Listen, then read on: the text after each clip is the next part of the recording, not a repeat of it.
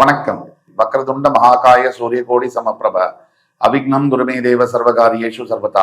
தென்னாட்டுடைய சிவனே போற்றி, என் நாட்டவர்க்கும் இறைவா போற்றி. அன்பர்களே நண்பர்களே, இந்த புத்தம் புதிய காணொலியில் உங்கள் அத்துணை பேரையும் வரவேற்பதில் மிக்க மகிழ்ச்சி கொள்கிறேன். இன்றைக்கு நம்ம பேச போறத பத்தி மிதுன ராசி.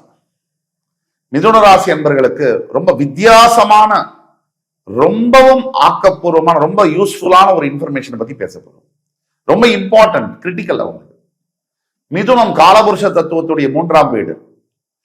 எந்தெந்த மாதிரி அமைப்புகள் இருந்தால் மிதுன ராசியுடைய பிறப்பு ஜாதகத்துல எந்தெந்த மாதிரி அமைப்புகள் இருந்தால் உங்களுடைய லட்சியங்களை நீங்கள் அடைய முடியும்.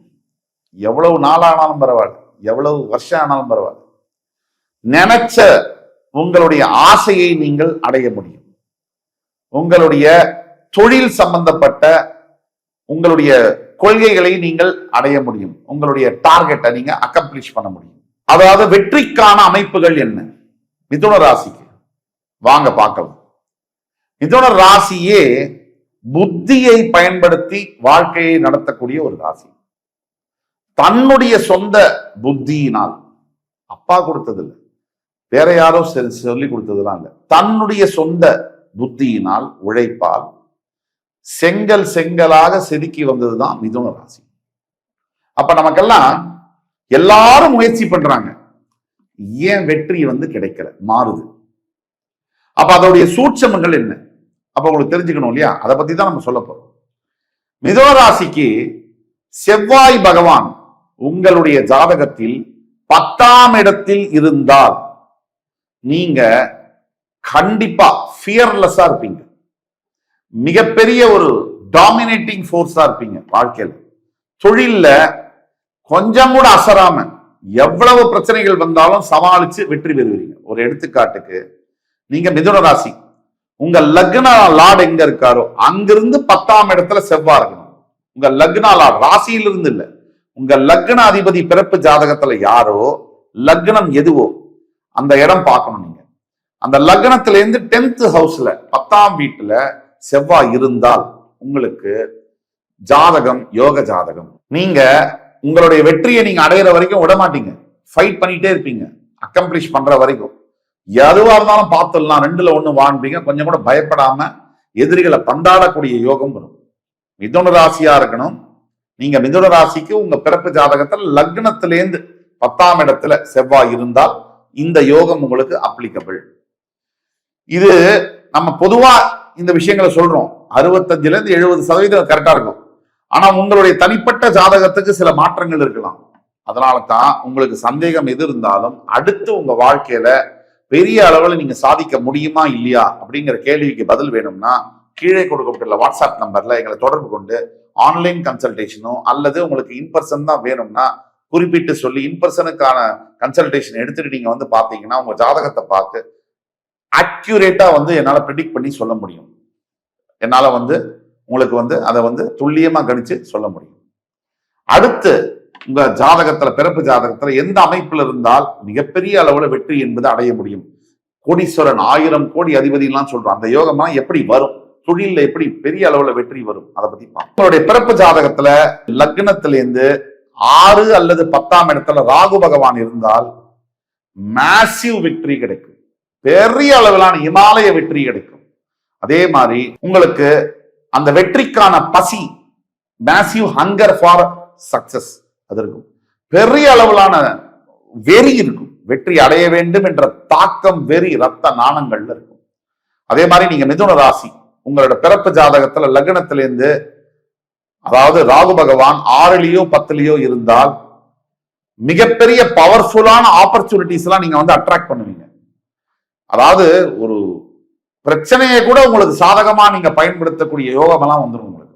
அது மட்டும் இல்லாம மற்றவங்களை கம்பேர் பண்ணும்போது அந்த வெற்றி படிகளை, ஆப்போனண்ட்டை கம்பேர் பண்ணும்போது you climb the ladder faster than anybody else. எதிரிகளை விட இன்னும் வேகமா வெற்றி படிகளை கடகடகடம் ஏறி மேல போவீங்க. இந்த யோகம் எல்லாம் நீங்க மிதுன ராசியா இருந்து உங்க லக்னத்திலிருந்து ராகு பகவான் 6 அல்லது 10 6th ஹவுஸ் அல்லது 10th ஹவுஸ்ல இருந்தா உங்களுக்கு கிடைக்கும். அடுத்தது மிதுன ராசி என்பவர்களுக்கு எந்த அமைப்பு உங்க பிறப்பு ஜாதகத்துல இருந்தா நீங்க பெரிய தலைவரா உயர முடியும். சூரிய பகவான் உங்க ஜாதகத்துல 5லயோ 10லயோ உங்க லக்னத்திலேருந்து இருக்கணும். எந்த லக்னமாக வேணா நீங்க இருக்கலாம். உங்க ஜாதகத்துல சூரிய பகவான் லக்னத்திலேருந்து 5லயோ 10லயோ இருந்தால் உங்களுக்கு நேச்சுரல் லீடர்ஸ், நீங்க பிறப்பிலேயே தலைவர் தான். நீங்க யாரையுமே ஃபாலோ பண்ண மாட்டீங்க, லீட் பண்ணுவீங்க. மற்றவங்களை தான் உங்களை வழிபட வைப்பீங்களே தவிர நீங்க யாரையும் போய் ஃபாலோ பண்ண மாட்டீங்க. மற்றவங்க உங்களை ஃபாலோ பண்ணி அவங்களுக்கு தலைமை தாங்கும் இடத்துல தான் நீங்க இருப்பீங்க. இது பிறப்பிலேயே அந்த யோகம் வந்துடும். அதே மாதிரி மிதுனராசி அன்பர்களுக்கு உங்க பிறப்பு ஜாதகத்துல லக்னத்திலேருந்து 5ஆம் இடத்துலயே 10ஆம் இடத்துலயே குரு பகவான் இருந்துட்டா ஸ்டடி growth இருக்கும். இந்த கச்சா முச்சா வேலையெல்லாம் செய்ய மாட்டீங்க. பொறுத்து நிதானமா எது தர்மமான வழியோ அந்த வழியில தான் போய் ஜெயிப்பீங்க. ஃபாஸ்டான வெற்றி இருக்காது. ஸ்டடி ரைஸ் இருக்கும், கீழே வரவே மாட்டீங்க. தோல்வி என்பது இருக்காது. ஃபாஸ்ட் விக்டரி இருக்கும்போது ஃபாஸ்ட் தோல்வி இருக்கும். ஆனா இந்த அமைப்புல குரு பகவான் லக்னத்திலிருந்து 5-10 இருந்துட்டாருன்னா, 5th house or 10th house இருந்தாருன்னா உங்களுக்கு படிப்படியாக நீங்க முன்னேறி ஒரு பெரிய உச்சத்தை தொடுவீர்கள். அதுல மாற்று கருத்து இல்லை. எஸ்பெஷலி 40 வயசுல இருந்து 45 வயசுக்குள்ள பெரிய வெற்றி ஒண்ணு உங்களோட வாழ்க்கையில உங்களை சாரும். மிதுன ராசியை பொறுத்த வரைக்கும் தற்சமயம் இந்த வெற்றிக்கான தாகம் என்பது அதிகமாக இருக்கு. எல்லா ராசிக்கும் இருக்கும், மிதுனத்துக்கு இன்னும் அதிகம். ஏன்னா அத்தனை தோல்வியை நீங்க சந்திச்சிருக்கீங்க. வழி தெரியாம, பாதை தெரியாம அலையக்கூடிய மிதுனராசி அன்பர்கள் தான் அதிகம். எந்த வழியில நான் செய்யறது, நான் செலுத்துறது, என்னுடைய எஃபர்ட்ஸ், என்னுடைய முயற்சிகளை எந்த பாதையில நான் செலுத்துறது, இதை செய்யலாமா அதை செய்யலாமா, இதை பண்ணா நம்ம ஜெயிக்க முடியுமா, தோத்து போயிடுவோமா என்ற பயம் வேற, ஏற்கனவே பட்ட அடி வேற. அதனால உங்க பிறப்பு ஜாதகத்தில் இருக்கக்கூடிய சூட்சமத்தை வைத்துதான் மிதுனராசி அன்பர்களுக்கு இனிமேல் வரக்கூடிய எதிர்காலத்துல என்னென்ன நடக்கும் அப்படிங்கறத துல்லியமா சொல்ல முடியும். பிறப்பு ஜாதகம் தான் ஒரு ஜாதகருடைய 75% வாழ்க்கையை முடிவு செய்யுது. கோச்சாரமா இன்னைக்கு வரக்கூடிய பயிற்சிகள்லாம் 20% தான் முயற்சி பண்ணும். ஆக மிதுனராசி என்பவர்களுக்கு எப்பேற்பட்ட சந்தேகங்கள், நீங்க ஜெயிப்பீங்களா மாட்டீங்களா தான் கேள்வி. அதுக்கு உண்டான பதில் வேணும்னா கீழே கொடுக்குற வாட்ஸ்அப் நம்பர்ல எங்களை கான்டாக்ட் பண்ணீங்கன்னா கம்ப்ளீட்டா அக்யூரேட்டா ப்ரெடிக்ட் பண்ணி தர நான் காத்து கொண்டிருக்கிறேன். ஆக மிதுனராசி என்பவர்களுக்கு எந்தெந்த அமைப்பில் உங்கள் வாழ்க்கையில உங்களுடைய லட்சியங்கள் நிறைவேறும், உங்கள் கொள்கைகள் நிறைவேறும், நீங்க பெரிய அளவுல உங்க தொழில சாதிக்க முடியும் அப்படிங்கறதெல்லாம் நம்ம பார்த்தோம். இது பொது பலன்களே. உங்களுடைய ஜாதகத்துல 65-70% நான் சொன்னது நடக்கும். ஆனா பிறப்பு ஜாதகம் ஒவ்வொருவருடைய ஜாதகமும் யூனிக்.